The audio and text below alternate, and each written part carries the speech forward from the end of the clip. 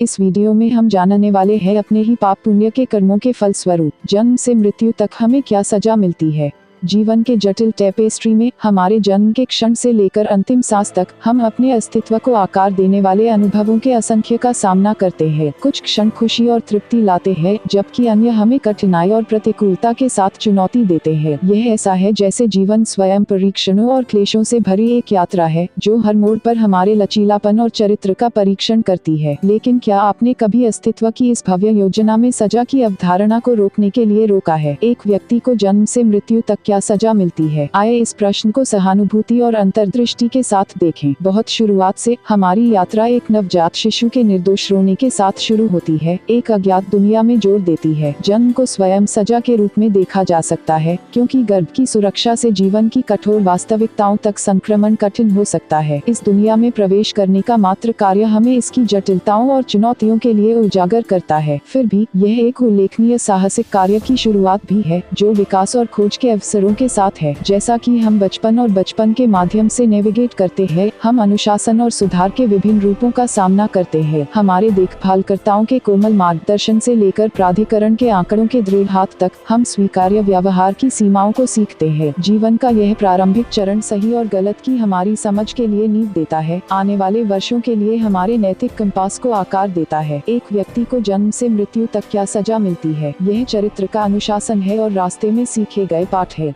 जैसा कि हम किशोरावस्था और वयस्कता में संक्रमण करते हैं, दाव बढ़ने लगते हैं, हमारे कार्यों के परिणाम अधिक स्पष्ट हो जाते हैं और जिम्मेदारी का वजन हम पर निर्भर करता है। गलतियां अपरिहार्य है और उनके साथ अपराध और पश्चाताप का बोझ आता है। चाहे वह लापरवाह निर्णय के नतीजे हो या टूटे हुए रिश्ते के दर्द, हम अपनी पसंद के बाद जूझते हैं। फिर भी यह इन अनुभवों के माध्यम से है कि हम जवाबदेही और मोचन के बारे में मूल्यवान सबक सीखते हैं। समाज के दायरे में आदेश को बनाए रखने और कानून के शासन को बनाए रखने के लिए डिजाइन किए गए न्याय की एक प्रणाली मौजूद है। सजा कानूनी परिणामों के रूप में गलत काम के खिलाफ एक निवारक और पीड़ितों के लिए प्रतिशोध के साधन के रूप में कार्य करती है। जुर्माना और सामुदायिक सेवा से लेकर कारावास और पुनर्वास तक सजा का स्पेक्ट्रम विशाल और विविध है। एक व्यक्ति को जन्म से मृत्यु तक क्या सजा मिलती है? यह वह जवाबदेही है जिसका सामना हम सामाजिक मानदंडों और कानूनी दायित्वों के ढांचे के भीतर करते हैं। हालांकि सजा केवल बाहरी बलों या सामाजिक निर्माणों तक ही सीमित नहीं है। अक्सर कठोर निर्णय अपने भीतर से आता है। अथक आत्म आलोचना और अपर्याप्तता की भावनाएं अपंग हो सकती है, जिससे आत्म लगाए गए दुख का एक चक्र हो सकता है। अपराध बोध, शर्म और आत्म संदेह हमारे निरंतर साथी बन जाते हैं, हमारे जीवन के सबसे उज्ज्वल क्षणों पर एक छाया डालते हैं। इस आंतरिक जेल से मुक्त होने के लिए साहस और आत्म करुणा की आवश्यकता होती है, क्योंकि हम खुद को माफ करना और अपनी खामियों को गले लगाना सीखते हैं।